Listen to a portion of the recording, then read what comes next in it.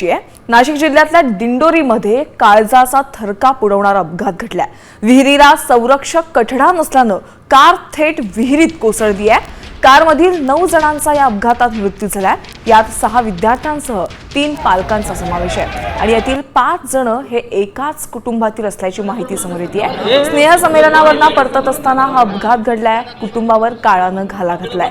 तर अपघातातील मृतांच्या नातेवाईकांना सरकारकडून प्रत्येकी 5 लाखांची मदत घोषित करण्यात आलेली आहे।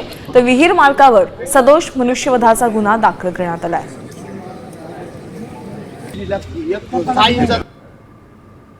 9 जण त्या ठिकाणी पाण्यामध्ये बुडून त्यांचा दुर्दैवाचा मृत्यू झालेला आहे। त्यामध्ये घटना अतिशय गंभीर आहे। मला तर आश्चर्य वाटलं की इकडं रस्ता आहे, तिकडं रस्ता आहे, विहिरीला खेटून आणि मध्येच विहीर आहे। त्याचं कसं होऊ शकतं? त्याची सगळी चौकशी केली जाईल। जिल्हाधिकारी या ठिकाणी आहेत, SP या ठिकाणी आहेत, सर्व अधिकारी या ठिकाणी आहेत। त्याची चौकशी सखोल चौकशी केली जाईल। त्यांची विहीर आहे, समोर ते राहत आहेत, त्यांच्यावर सुद्धा गुन्हा दाखल झालेला आहे। या संदर्भामध्ये सगळी कारवाई जी असेल नसेल ती सगळी केली जाईल। कोणाच्या दबावाला या ठिकाणी बळी पडला जाणार नाही। तर ज्या ठिकाणी हा अपघात घडलेला आहे त्या ठिकाणाहून आमचे प्रतिनिधी आढावा देत आहेत, पाहूयात। आपण बघतो की पाठीमागे ही जी विहीर आहे त्या विहिरीमध्ये ही जी कार आहे ती पडलेली आणि त्याच्यामध्ये ह्या घटना दुर्दैवी अशी घटना घडलेली आहे।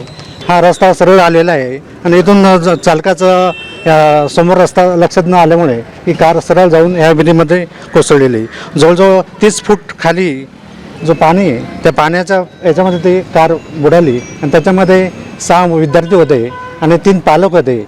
तर त्यांचा दुर्दैवी असा अंत झालेला आहे। 10 वाजेच्या दरम्यान इथं शाळेचा गॅदरिंगचा छोटासा काही कार्यक्रम होता। तर ते गॅदरिंगचा कार्यक्रम उरकून घरी निघालेले होते। त्या गाडीमध्ये एकंदरीत दरगोडे कुटुंबाचे 9 लोक होते।